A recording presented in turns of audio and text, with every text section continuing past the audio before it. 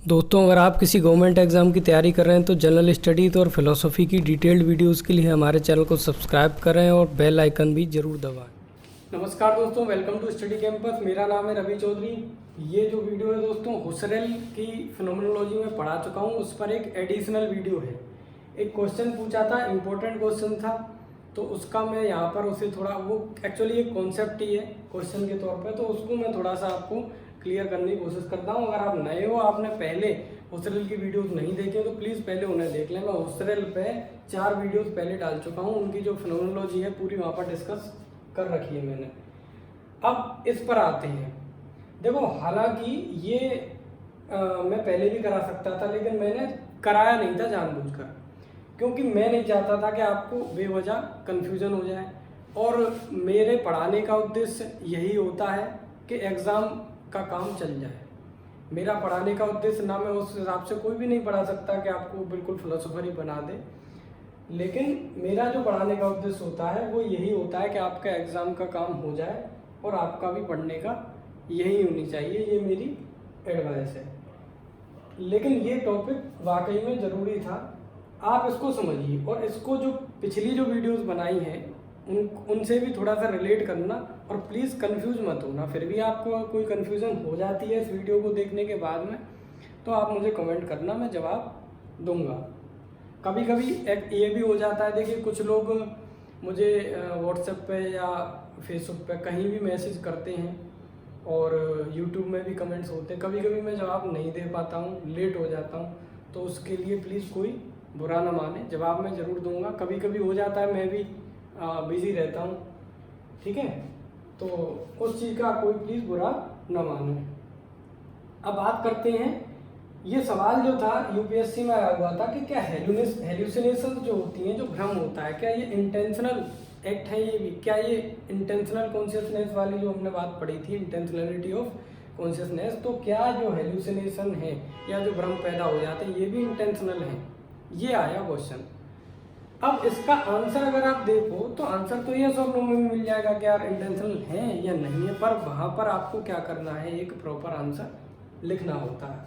तो थोड़ा सा इसका बैकग्राउंड देंगे कि इंटेंशनलिटी ऑफ कॉन्शियसनेस क्या है हुसरेल के अकॉर्डिंग, और क्या हेल्यूसिनेशंस इंटेंशनल हो सकते हैं या नहीं, इसका बाद में आंसर दे देना। तो जो इंटेंशनलिटी है ऑफ कॉन्शियसनेस, ये मैंने क्या बताया था, ये देखते हैं। इससे पहले जरा 1 मिनट का ये देख लीजिए कि मैंने बताया था कि हुसरेल क्या चाहते थे। Husserl wants to know the real nature of thing, जो भी वस्तुएं हैं उनके जो रियल नेचर है उसको वो जानना चाहते थे, या एसेंस, रियल नेचर को क्या कह सकते हैं, एसेंस को जानना चाहते थे, जिसको इन्होंने नाम क्या दिया था दोस्तों, फिनोमेना दिया था। फिनोमेना को जानना चाहते थे। इसमें जब मैंने आपको ये एक्सप्लेन किया था तो एक बात बताई थी, that this essence can never be observed through direct sense experience। Direct sense experience के थ्रू इसकी नॉलेज, या जो एसेंस है इसका, नॉलेज नहीं एसेंस, इसका जो एसेंस है या जो फिनोमेना है, ये कभी भी डायरेक्ट सेंस एक्सपीरियंस से हमको इसकी नॉलेज नहीं मिलेगी। ये जो नॉलेज होगी इसके एसेंस की या सार की, सार तत्व की, ये हमेशा कैसी होगी, ये हमेशा इंट्यूटिव नॉलेज होगी। ठीक है, कैसी होगी, इंट्यूटिव नॉलेज होगी। मैंने बताया था मेडिटेशन भाई, जो मेडिटेशन का जो तरीका बताया था इन्होंने, जो रिडक्शन बताया थे 3 एडिटिव वगैरह, उनके थ्रू होगी। डायरेक्ट सेंस एक्सपीरियंस उसका एसेंस का नहीं होगा। एक तो ये चीज़ याद रखो आप। फिर मैंने आपको इंटेंशनलिटी ऑफ कॉन्शियसनेस को थोड़ा डिस्क्राइब किया था, अभी थोड़ा सा दोबारा डिस्क्राइब कर देता हूँ, क्योंकि वही है टॉपिक, तो इसमें यस या अनुवाद में आंसर थोड़ा सा देना है लॉजिक के साथ। इंटेंशनलिटी ऑफ कॉन्शियसनेस से मीनिंग क्या था, that the consciousness is always consciousness of something. जो कॉन्शियसनेस होती है वो हमेशा किसी न किसी चीज की कॉन्शियसनेस होती है, कुछ ना कुछ है जिसकी कॉन्शियसनेस है।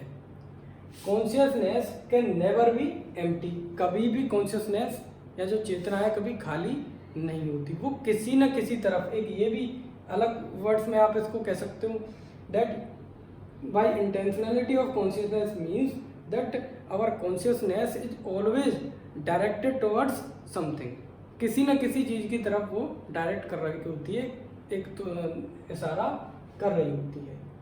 तो कॉन्शियसनेस कभी खाली नहीं होती, किसी न किसी चीज़ की ही कॉन्शियसनेस होगी। यहाँ तक मैंने पढ़ा दिया था, फिर भी अगर आपको ये समझ में नहीं आया तो प्लीज़ इससे पहली वाली वीडियो देख लो और ऐसे समझ लो ये क्या है, मैंने थोड़ा डिटेल में डिस्कस कर रखा है। अब यहाँ से इसको कैसे जोड़ना है, कैसे सीखना है, ये समझिए। मैंने कहा कि ये जो कॉन्शियसनेस है ये हमेशा कॉन्शियसनेस जो किसी न किसी चीज़ की होगी, कभी एम्प्टी नहीं होगी। लेकिन मैंने ये नहीं कहा कि ये जिस चीज़ की कॉन्शियसनेस है वो चीज़ एक ऑब्जेक्ट के तौर पर रियलिटी में एग्जिस्ट कर रही है या नहीं कर रही है, ये मैंने आपको नहीं बोला। ठीक है, क्यों नहीं बोला? क्यों हो सकता है कि आपको कंफ्यूजन हो जाता, पर अभी इसको समझते हैं। Husserl says that consciousness is always consciousness of something. That is why he says that consciousness is always intentional. ठीक है, ये कहते हैं कॉन्शियसनेस हमेशा किसी न किसी चीज़ की कॉन्शियसनेस होती है, इसीलिए ये क्या है, इंटेंशनल कही जाती है। लेकिन इसका ये मतलब बिल्कुल नहीं है कि वो ऑब्जेक्ट रियलिटी में एग्जिस्ट करता है। ये इनके इस बात को याद रखना कि ये कहते हैं कॉन्शियसनेस तो है, लेकिन ऐसा जरूरी नहीं है कि ये ऑब्जेक्ट रियलिटी में एग्जिस्ट कर रहा हो, कोई जरूरी नहीं। फॉर एग्जांपल मान लीजिए कि जैसे स्नेक हो गया, कोई सांप है, मेरे अंदर सांप की कॉन्शियसनेस आई, ठीक है, या उसका एसेंस आया। अब ये जरूरी नहीं है कि ये जो कॉन्शियसनेस है, मुझे लगा कि यार यहाँ पर एक सांप है, जरूरी नहीं है कि ये एक ऑब्जेक्ट के तौर पे जो सांप है वो वाकई में एग्जिस्ट कर रहा हो। पहला स्टेटमेंट तो इनका ये हो गया। तो इससे क्या चीज़ कंफर्म हुई? इससे ये चीज़ कंफर्म हो गई कि हुसरेल के अकॉर्डिंग जो ये एसेंस बोलते हैं या फिनोमेना या जिस किसी चीज़ की जो कॉन्शियसनेस है, ज़रूरी नहीं है कि वो ऑब्जेक्ट वाकई में एग्जिस्ट कर रहे हो। पहली चीज़। एक थोड़ा सा और समझिए, एक बात और कहते हैं ये कि जब ये कॉन्शियसनेस की बात करते हैं या फिनोमेना की जो बात कर रहे थे, तो इनकी जो फिनोमेना है या एसेंस है, वो जो कॉन्शियसनेस है, वो कभी भी ऑब्जेक्ट की तरफ इशारा कर ही नहीं रही है। ठीक है, कभी क्या इन्होंने ऑब्जेक्ट की बात की, ये ऑब्जेक्ट की तो बात कर ही नहीं रहे हैं। ये तो शुरुआत जब फिनोमेनोलॉजी की थी, तो फिनोमेनोलॉजी क्या है? Phenomenology is a method to discover the original nature और फिनोमेना और एसेंस ऑफ अ थिंग। तो ये तो शुरू से ही एसेंस को ढूंढने पे लगे हुए हैं, उसके जो रियल नेचर है उसके पीछे भाग रहे हैं, ऑब्जेक्ट की तरफ जा ही नहीं रहे वो। हाँ, ये जरूर है कि वो ऑब्जेक्ट जो हैं, जो भी वस्तु उनका ही जानना चाह रहे हैं, लेकिन जानना क्या चाह रहे हैं वो? एसेंस। हमेशा वो ऑब्जेक्ट की तरफ जा ही नहीं रहे। वो तो उस ऑब्जेक्ट का जो रियल नेचर क्या है, क्या ऐसी क्या चीज़ें हैं जो यूनिवर्सल हैं उस चीज़ में जो मिलेंगी, वो तो हमेशा उसकी तरफ जा रहे हैं। जैसे फॉर एग्जांपल अगर कोई टेबल है तो उनका इस टेबल में एज एन ऑब्जेक्ट कोई इंटरेस्ट नहीं है। हुसरेल का इंटरेस्ट किस में है? जो टेबल का जो एसेंस क्या है, ठीक है, एसेंस क्या है, या ऐसी क्या यूनिवर्सल चीज़ें हैं जो उसको टेबल बनाती हैं, जो सारी टेबल्स के अंदर पाई जाती हैं। या आप कह सकते हो कि इस टेबल की जो मीनिंग है, मीनिंग क्या है, वो तो इस मीनिंग के पीछे भाग रहे हैं, वो इस ऑब्जेक्ट के तौर पर उसको ज़्यादा महत्व दे ही नहीं रहे। तो ये एक अलग डिफरेंस हो गया कि जो हुसरेल ने जब भी बात करी कॉन्शियसनेस की, जब अपना कॉन्सेप्ट सारा बताया उन्होंने, तो वो ऑब्जेक्ट से ज़्यादा ध्यान किस पर दे रहे थे? उसके एसेंस या मीनिंग पर दे रहे थे। अब तो एक बात बताओ, जब वो कह रहे हैं बार बार कि कॉन्शियसनेस जो है वो खाली नहीं है, हमेशा किसी न किसी चीज़ की कॉन्शियसनेस होती है, इसीलिए इंटेंशनल है, तो जो कॉन्शियसनेस है वो भी तो एसेंस या मीनिंग से ही उसका मतलब है। ये ऑब्जेक्ट की तरफ जो कॉन्शियसनेस है, ऑब्जेक्ट की बात ही नहीं चल रही। कॉन्शियसनेस का मतलब क्या है? एसेंस या मीनिंग से है। यहाँ पर भी कहीं ये प्रूव नहीं होता है कि जो ऑब्जेक्ट है, जिस चीज़ का एसेंस है, वो रियलिटी में, ठीक है, रियलिटी में एग्जिस्ट करना चाहिए या नहीं करना चाहिए, ये यहाँ पर भी नहीं बताया गया है। तो फाइनली आशा करता हूँ ये आपको समझ में ज़रूर आ गया होगा कि रियल ऑब्जेक्ट से इनका रिलेशन क्या है क्या नहीं है। कंक्लूड, अब आपको अगर देखो समझ में नहीं भी आया हो, कम आया हो, तो थोड़ा दोबारा देख लीजिए रिवाइज करके। फिर जो आप जो भी किताब पढ़ते हो, किताब पढ़ते टाइम पे, बुक्स पढ़ते टाइम पे कुछ चीज़ें क्लियर हो जाती हैं जो वीडियो से या कहीं भी टीचर से किसी और से नहीं होते। तो इसको थोड़ा सा आप दोबारा रिवाइज करके देख लें। लेकिन एक कंक्लूजन वाली चीज़ ज़रूर याद रखें उस चीज़ को कि भाई हम कंक्लूजन यही करेंगे कि कॉन्शियसनेस तो है, लेकिन वो कॉन्शियसनेस के करस्पॉन्डिंग कोई रियल ऑब्जेक्ट है या नहीं है। ऐसा कोई ज़रूरी नहीं है कि उसके करस्पॉन्डिंग कोई रियल ऑब्जेक्ट हो, ठीक है, ये ज़रूर कहेंगे। अब ये हेल्यूसिनेशन पे आ जाओ। हमने देखा कि यार हेल्यूसिनेशन, अभी किसी चीज़ का हमको भ्रम हो गया तो क्या वो इंटेंशनल है या नहीं है, ये देखना है।